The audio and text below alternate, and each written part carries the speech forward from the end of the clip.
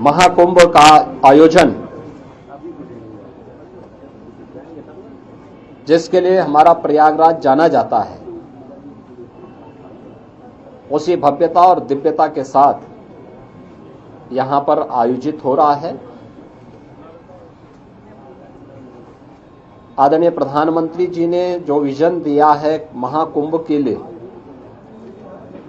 उसको स्थानीय स्तर पर लागू करने के लिए सभी लोग पूरी प्रतिबद्धता के साथ कार्य कर रहे हैं। और मैं आपको इस बात के लिए धन्यवाद दूंगा कि प्रयागराज की छवि को एक पॉजिटिव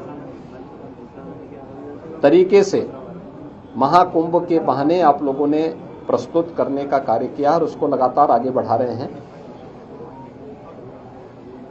इस दौरान हमारे सामने पौष पूर्णिमा और मकर संक्रांति के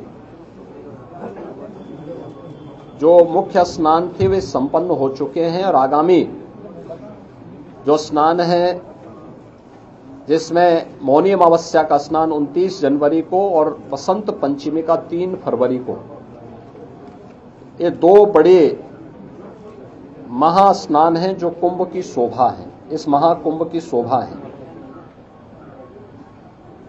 7,000 से अधिक संस्थाएं अब तक यहां पर आ चुकी हैं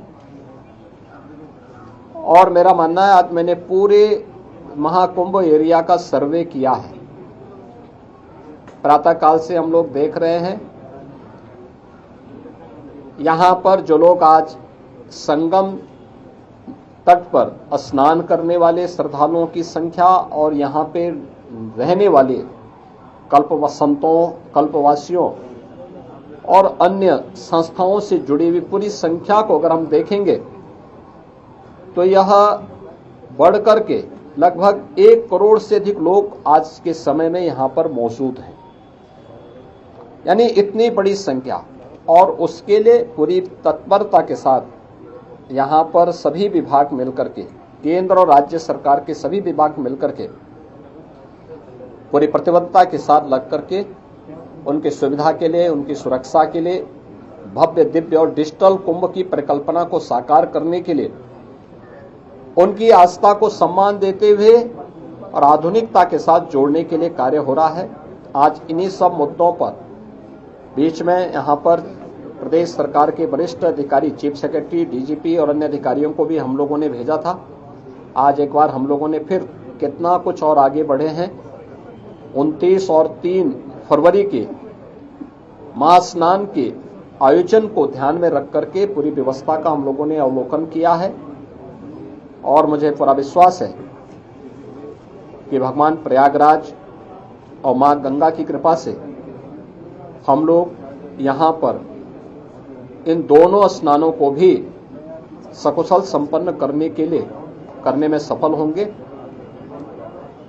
महाकुंभ में आदरणीय प्रधानमंत्री जी का, आदरणीय राष्ट्रपति जी का, आदरणीय उपराष्ट्रपति जी का कार्यक्रम भी प्रस्तावित है। बहुत शीघ्र उन तिथियों को केंद्रीय गृह मंत्री जी आदरणीय अमित शाह जी का भी कार्यक्रम प्रस्तावित है। अन्य महानुभावों के भी कार्यक्रम यहां पर लगातार चल रहे हैं। पूर्व राष्ट्रपति आदरणीय रामनाथ कोविंद जी इस समय महाकुंभ के आयोजन के साथ जुड़े हुए हैं। तमाम राज्यों के माननीय राज्यपालगण, माननीय मुख्यमंत्रीगण लगातार यहां आ रहे हैं। हमारे उच्चतम न्यायालय और उच्च न्यायालयों के माननीय न्यायमूर्तिगण भी और विभिन्न राज्यों से जुड़े हुए माननीय जनप्रतिनिधिगण भी लगातार यहां पर आकर के स्नान में भाग ले रहे हैं। लाखों की संख्या में संतों, कल्पवासियों की उपस्थिति वर्तमान में प्रयागराज में है। बड़ा भव्य और दिव्य आयोजन हो रहा है।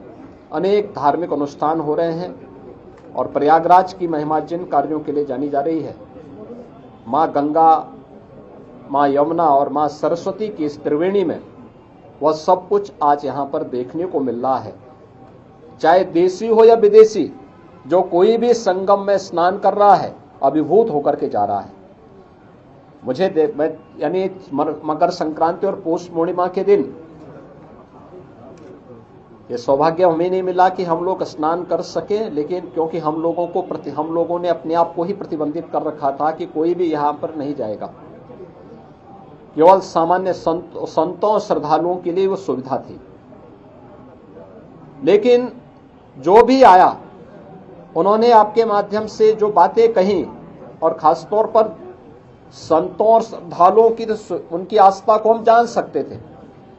तमाम विदेशी भी इस अवसर पर संगम में स्नान करके बड़े अभिभूत थे। कल मेरे पास यूरोप से जुड़े हुए कुछ श्रद्धालु आए थे, कुछ लोग आए थे, कुछ पर्यटक आए थे, और प्रयागराज की महिमा का गान किस भाव के साथ कर रहे थे। आज आपने कुछ चैनल में उसको देखा भी होगा, किस प्रकार क्या श्रद्धा का भाव था। देखिए, वे हिंदी नहीं जानते, संस्कृत नहीं जानते, लेकिन हिंदी की चौपाई को, हिंदी की यानी संस्कृत की मंत्रों को, अवधि की चौपाइयों को और सनातन धर्म से जुड़े हुए स्त्रोत और मंत्रों को किस लय के साथ सस्वर वे लोग गा रहे थे, और मां गंगा और यहाँ के धामों के बारे में कितनी श्रद्धा का भाव उनके अंदर देखने को मिल रहा था। यह अभिभूत करने वाला है, और यही तो आदरणीय प्रधानमंत्री जी का संदेश है।